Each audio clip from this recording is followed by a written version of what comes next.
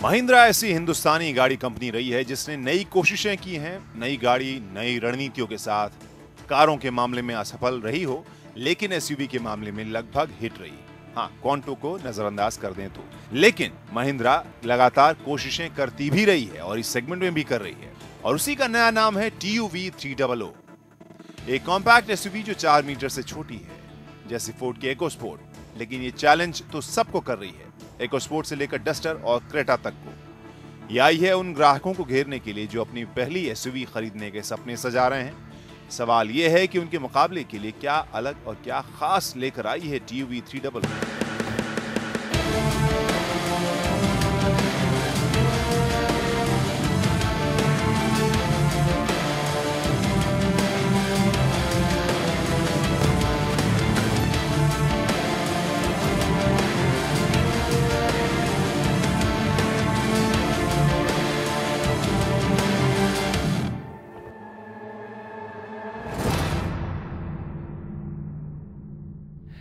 तो सबसे पहले इसके लुक और आकार प्रकार की बात करें। आकार के हिसाब से अगर देखें तो कॉम्पैक्ट जो एसयूवी सेगमेंट है उसकी ये गाड़ी है, लेकिन बावजूद इसके साइज़ आपको इसका बड़ा लगेगा। और इससे बहुत से लोग, बहुत सारे जो रिव्यूज़ आपने देखे होंगे उसमें एक शब्द बार बार अंग्रेज़ी का यूज़ हो रहा है, बॉक्सी, यानी एक बक्से जैसा या डब्बे जैसा इसका डिज़ाइन है, इसकी बनावट है, वो ज़रूर है। लेकिन इसके एजेस जो है वो आपको उतने शार्प नहीं लगेंगे, इस वजह से ये ख़राब नहीं लगेगा। और इसके चेहरे को हमने देखा था जब इसके स्केच को जारी किया गया था, तब पहली नज़र में ही जो स्केच था वो कहीं ना कहीं बता रहा था कि बोलेरो वाली ही फील इसमें आएगी। लेकिन जब मैं इस एक्चुअल गाड़ी को अपने सामने देख रहा हूँ तो ये मुझे अलग लग रही है। तो मौजूदा जो महिंद्रा की सभी एसयूवीज़ हैं उनसे ये अलग भी दिख रही है। बाकी फीचर्स के ऊपर हम नजर डालते हैं और देखते हैं कि कितनी खास है ये महिंद्रा की TUV।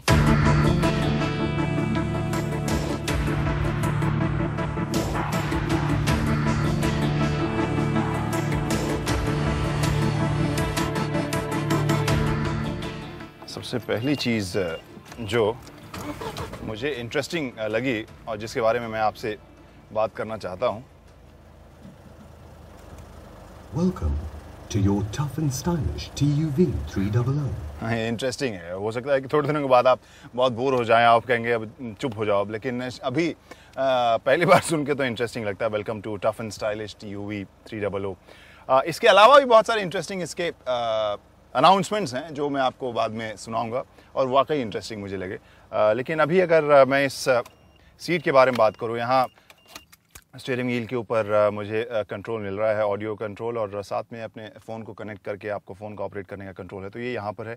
बीच में अगर हम इसके ऑडियो कंट्रोल और सेटअप की बात करें तो यहाँ पर ये मुझे आकर्षक लग रहा है, जो ब्लैक फिनिश है और साथ में एल्यूमिनियम फिनिश जो इसे हाईलाइट कर रही है, ये इंटरेस्टिंग और आकर्षक है।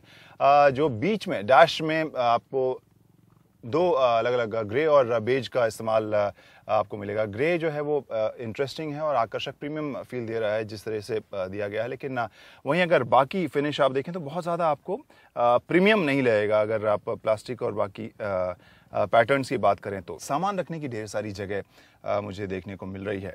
छुट्टे पैसे रखने के लिए हों या बॉटल्स रखने के लिए हों या फिर कार्ड्स और पेपर्स रखने के लिए हों, तो उस हिसाब से बहुत ही प्रैक्टिकल इसे डिज़ाइन किया गया अगले सीट को। अब पिछले सीट पर चल के देखते हैं कि यहाँ पर जब बात 7 सीटर की हो रही है, जब 7 लोगों के बैठने की बात कंपनी कर रही है, तो अब इसके दूसरी रो में मैं बैठ रहा हूँ। यहाँ जगह कितनी है ये समझाने के लिए, और हेडरूम तो मुझे काफ़ी अच्छा लग रहा है, बैक का सपोर्ट भी ठीक ठाक है। मेरे लिए नी रूम की समस्या है, लेकिन बहुत से दर्शक आप सभी शिकायत करते हैं कि मेरी हाइट चूँकि ज़्यादा है इसलिए मैं जगह को, मेरी वजह से गाड़ी में जगह कम लगती है। लेकिन मैं जैसा कहता हूँ कि इसको मैं ध्यान में रखता हूँ कि मेरी हाइट कितनी है और आम हिंदुस्तानी हाइट कितनी है, उस हिसाब से जगह मैं कहूँगा कि ठीक ठाक से ही लग रही है। लेकिन और बेहतर तरीके से समझाने के लिए हम देखते हैं कि यहाँ जब 2 लोग बैठ जाएं और उनकी हाइट थोड़ी अगर लंबी हो तो मामला कैसा होगा। तो ये मेरे से 3 इंच छोटे हैं और इनसे भी थोड़े छोटे हमारे प्रोड्यूसर साहब हैं। तो ये है मामला जगह और सीट का। 3 लोग मेरे ख्याल से बुरी हालत नहीं है। इसको अगर मैं बंद कर दूँ तो ठीक ठाक सी जगह है, ज़्यादा टाइट नहीं है। हाँ, ज़्यादा टाइट नहीं है, इम्प्रेसिव जगह है उस हिसाब से। और ये लगता है चाइल्ड लॉक लगा दिया हमारे प्रोड्यूसर ने, भरोसा नहीं है हमारे पर उनको। लेकिन खैर जगह जो है मुझे ठीक ठाक यहाँ लग रही है। और जो शोल्डर रूम जो आमतौर पर 5 सीटर में समस्या होती है, जहाँ बोलते 5 लोगों के लिए है लेकिन यहाँ पर आप बैठते जब है थोड़े से भी चौड़े अगर बैठे तो उनके लिए शोल्डर रूम नहीं मिलता, तो वो शोल्डर रूम यहाँ मिल रहा है आपको। एवरेज इंडियन हाइट के लिए आपको ठीक ठाक जगह भी मिल रही है और हेडरूम तो मेरे हाइट से भी अच्छी है, तो इस हिसाब से मुझे लगता है दूसरी रो में भी आरामदेह जगह है। अब तीसरी रो में चलते हैं।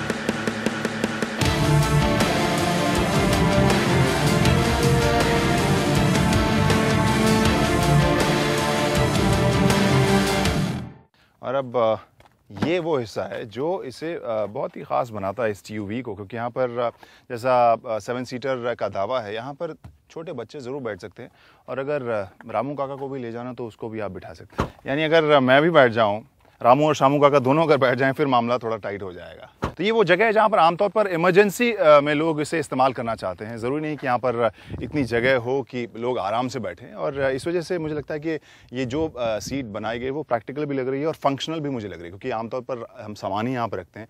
लोगों को बस एक मानसिक शांति चाहिए कि हाँ, मुझे अगर ज़रूरत पड़े तो यहाँ पर 2 लोग और बैठ सकते हैं कि नहीं। उस हिसाब से जगह के मामले में मुझे लगता है कि महिंद्रा के डिज़ाइनर्स ने बहुत अच्छा काम किया, बहुत अच्छी जगह इसमें से निकाली है।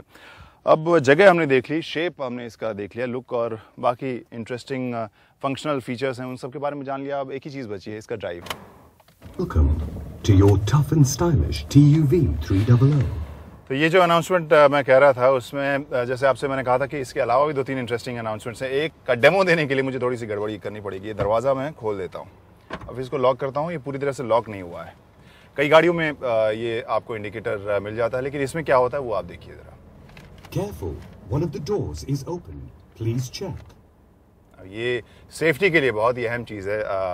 इंडिकेटर्स और बीपर तो होते ही हैं, लेकिन जब इतने ज़ोर से आप जब अनाउंसमेंट सुनते हैं तो फिर आप गाड़ी रोकते हैं और दरवाजे को अच्छे से लॉक करते हैं। तो एक फंक्शनल और इंटरेस्टिंग चीज़ है। इसके अलावा एक और ख़ास फीचर है, उसके लिए मैं बताता हूँ। आमतौर पर बहुत सारे लोगों के साथ ये समस्या होती है और वो उनके मन में शक रहता है कि क्या वो ड्राइव उस तरीके से कर रहे थे कि नहीं, और वो है hand brake.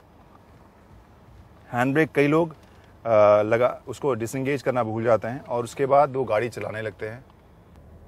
Careful, your handbrake is engaged. और मैंने हैंड ब्रेक को डिसएंगेज कर दिया। अब ये ऐसी चीज़ है जो मुझे बहुत ही मज़ेदार और फंक्शनल लगी।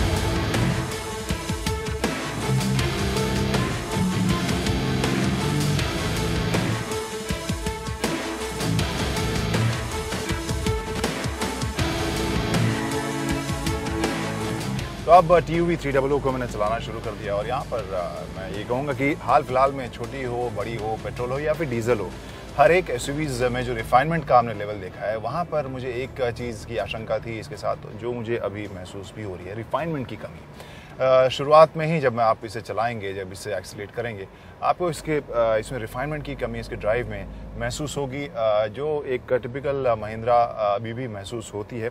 बहुत दिनों के बाद इस तरह का गियर शिफ्ट को वाइब्रेट करते हुए, इस तरह से हिलते हुए हमने देखा है। आजकल जो स्टैंडर्ड हो गया उस हिसाब से आपको लगेगा कि हाँ, थोड़े से और रिफाइनमेंट की बेहतरी की गुंजाइश इसमें है। लेकिन वहीं मैं ये कहूँगा कि इसका जो इंजन है वो मुझे काफ़ी इंप्रेसिव लग रहा है। 1.5 लीटर का ही है, लेकिन बावजूद इसके इतनी बड़ी गाड़ी को जितना ही टॉर्की फील करा रहा है, और जब इसे आप तेज़ रफ्तार में भी, अगर ऊंचे गियर पर भी आप ओवरटेक करने की कोशिश कर रहे हैं, वहाँ पर भी आपको सपोर्ट कर रहा है, वो मुझे इंप्रेसिव लगा। यानी ट्रांसमिशन में रिफाइनमेंट नहीं है, लेकिन इंजन का बिहेवियर मुझे काफ़ी अच्छा लग रहा है। ड्राइव में जो दूसरी चीज़ जो मुझे कमी लग रही है वो सस्पेंशन इसका कुछ ज़्यादा ही मुझे सॉफ्ट सा लग रहा है। आरामदेह ड्राइव बनाती है, लेकिन आप जब इसे लेकर ऊबड़ खाबड़ सड़कों पर जाएँ तो ये ज़्यादा हिलती डुलती है और वहाँ पर ये थोड़ी सी आपको समस्या हो सकती है। तो